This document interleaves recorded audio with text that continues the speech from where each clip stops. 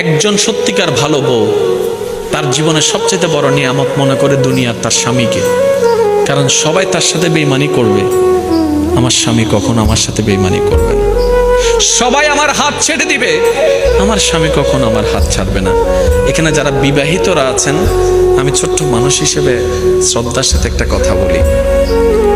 এক ঘরের নিচে থাকলে, একই ছাদের নিচে থাকলে অনেক কিছুই হবে। মন মালিন্য, পক্ষে বিপক্ষে, পছন্দ অপছন্দ অনেক কিছুই হবে। এগুলাকে ফোকাস দিয়েন না, ডিভোর্সে যায়েন না। কারণ ডিভোর্স করে যেখানে যাবেন সেখানে যে মহাসুখ পাবেন এরকম কোনো গ্যারান্টি নাই। যেখানে আছেন থাকুন, আল্লাহর রহমতের আশা করুন। ডিভোর্স কখনো সমাধান হতে পারে না। স্বামীর কাজ হচ্ছে স্ত্রীদেরকে মায়া প্রদর্শন করা, মহাব্বত প্রদর্শন করা, কেয়ারিং প্রদর্শন করা। আর স্ত্রীদের কাজ হচ্ছে স্বামীদেরকে ভক্তি করা, শ্রদ্ধা করা, সম্মান করা।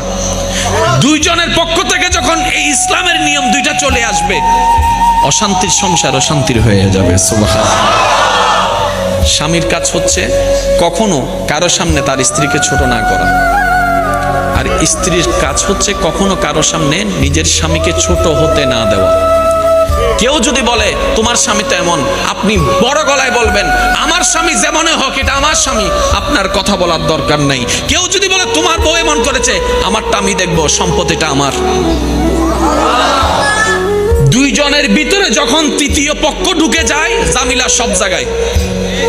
যত মামলা কোর্টে আছে আপনি একটু খেয়াল করে দেখেন, দুই ভাইয়ের মাঝখানে তৃতীয় পক্ষ ঢুকছে, ওই তৃতীয় পক্ষই আজকে দুই ভাইকে লাগাইয়া মামলা করাই দিচ্ছে।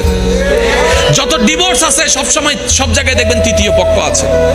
এবার আসেন, দামি কথাটা একটু মন দিয়ে শুনেন। পৃথিবীর বুকে অনেকগুলো সম্পর্ক আছে না? ভাই ভাই, ভাই বোন, বন্ধু, চাচা জেঠা, কাকা, মা বাবা, সন্তান, কত সম্পর্ক আছে না? আচ্ছা, এই সম্পর্কগুলো কাদের জন্য? মানুষের জন্য। এবার সর্বপ্রথম মানুষকে হযরত আদম আলাইহিস সালাম। একটু মনোযোগ, একটু মনোযোগ, একটু মনোযোগ। পৃথিবীর সবচাইতে প্রথম সম্পর্কের নাম হচ্ছে স্বামী স্ত্রী। পৃথিবীর সবচাইতে প্রাচীন এবং প্রথম সম্পর্কের নাম স্বামী স্ত্রী। পৃথিবীর সবচাইতে দামি সম্পর্কের নাম স্বামী স্ত্রী। এখন আপনার মনে একটু কেমন জানেন, হুজুর কি বলছেন এসব? আমি তো মা বাবাকে বাদ পড়ে গেল। আমি বললাম না, পৃথিবীর সর্বপ্রথম আদম, নবী আদম, ওনার সাথে একজন ছিলেন, ওনার নাম হচ্ছে মা হাওয়া। এবার এই দুইজনের আগে কি পৃথিবীতে আর কোনো কেউ ছিল? এবার বলেন, এই দুইজনের সম্পর্ক কি? ভাই বোন নাকি স্বামী স্ত্রী? তাহলে পৃথিবীর সম্পর্ক আল্লাহ শুরু করছেন স্বামী স্ত্রী দিয়ে। আরেকটু জোরে। পৃথিবীর সম্পর্কের সূচনা করছেন ভাই ভাই আসছে পরে, ভাই বোন আসছে পরে, শুরু করছেন আল্লাহ তাআলা স্বামী স্ত্রীর বন্ধন দিয়ে। তার মানে রবের কাছে বড্ড পছন্দের সম্পর্কের নাম হচ্ছে স্বামী স্ত্রী। তো এমন কেন হয়ে গেলাম? স্বামী জানে না স্বামীর দাম কি, মর্যাদা কি, স্ত্রী বুঝে না স্ত্রীর কদর কি, মর্যাদা কি, যার কারণে আজকে আমরা এই অগোছালো পরিবেশে আছি। একটু খেয়াল করবেন, এই শুরু হয়েছে স্বামী স্ত্রী। সম্পর্কটা কোত্থেকে শুরু হলো? দুনিয়া থেকে নাকি জান্নাত থেকে? তার মানে এই স্বামী স্ত্রীর সম্পর্ক হচ্ছে জান্নাতি সম্পর্কের নাম। বলেন সুবহানাল্লাহ। আল্লাহ আমাদেরকে এটার মর্যাদা, সম্মান দেওয়ার তৌফিক দান করুন। যে ইসলামে আমাদের বোনকে নিষেধ করলো একটু আগে, পরপুরুষের সামনে যেও না, সেই ইসলামে আবার আমাদের বোনকে বলছে স্বামীর সামনে যখন যাবা একটু সাজগুজ করে যাও, একটু ফ্রেশ হয়ে যাও, একটু পারফিউম দিয়ে যাও, একটু সুন্দর করে যাও। এবার আমার বোন প্রশ্ন করছে, ওই ইসলাম, অমুকের সামনে আমাকে তুমি যেতে নিষেধ করেছো, আবার অমুকের সামনে তুমি আমাকে নিজেই যেতে বলছো। তা এতটুক তো জানি তোমার আদেশের মধ্যেও কারণ আছে, নিষেধের মধ্যেও কারণ আছে।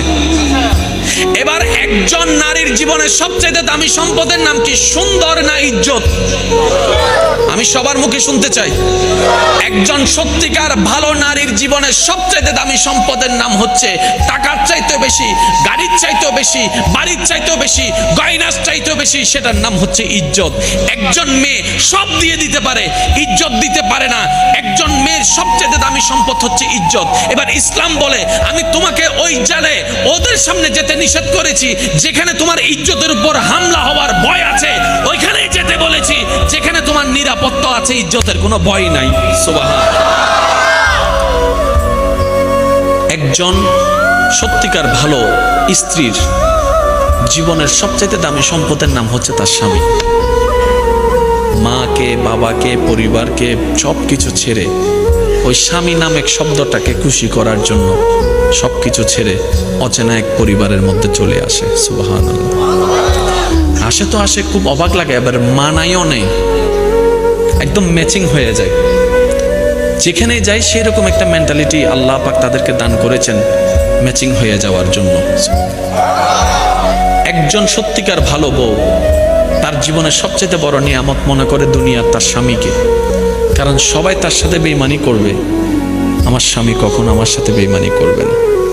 সবাই আমার হাত ছেড়ে দিবে, আমার স্বামী কখনো আমার হাত ছাড়বে না। এখানে যারা বিবাহিতরা আছেন, আমি ছোট্ট মানুষ হিসেবে শ্রদ্ধার সাথে একটা কথা বলি, এক ঘরের নিচে থাকলে, একই ছাদের নিচে থাকলে অনেক কিছুই হবে, মন মালিন্য, পক্ষে বিপক্ষে, পছন্দ অপছন্দ অনেক কিছুই হবে। এগুলাকে ফোকাস দিয়েন না, ডিভোর্সে যায়েন না, কারণ ডিভোর্স করে যেখানে যাবেন সেখানে যে মহাসুখ পাবেন এরকম কোনো গ্যারান্টি নাই। যেখানে আছেন থাকুন, আল্লাহর রহমতের আশা করুন। ডিভোর্স কখনো সমাধান হতে পারে না। স্বামীর কাজ হচ্ছে স্ত্রীদেরকে মায়া প্রদর্শন করা, মহাব্বত প্রদর্শন করা, কেয়ারিং প্রদর্শন করা, আর স্ত্রীদের কাজ হচ্ছে স্বামীদেরকে ভক্তি করা, শ্রদ্ধা করা, সম্মান করা।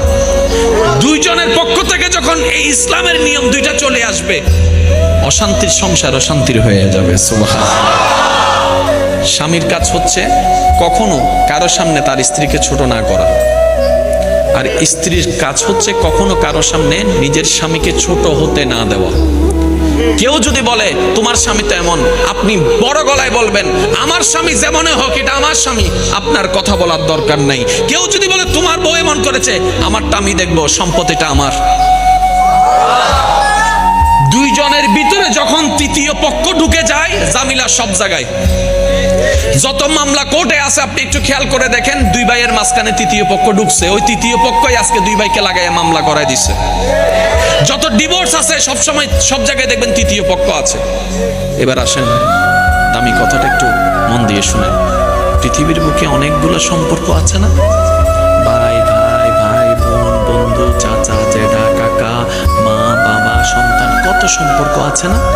আচ্ছা, এই সম্পর্কগুলা কাদের জন্য? মানুষের জন্য। এবার সর্বপ্রথম মানুষকে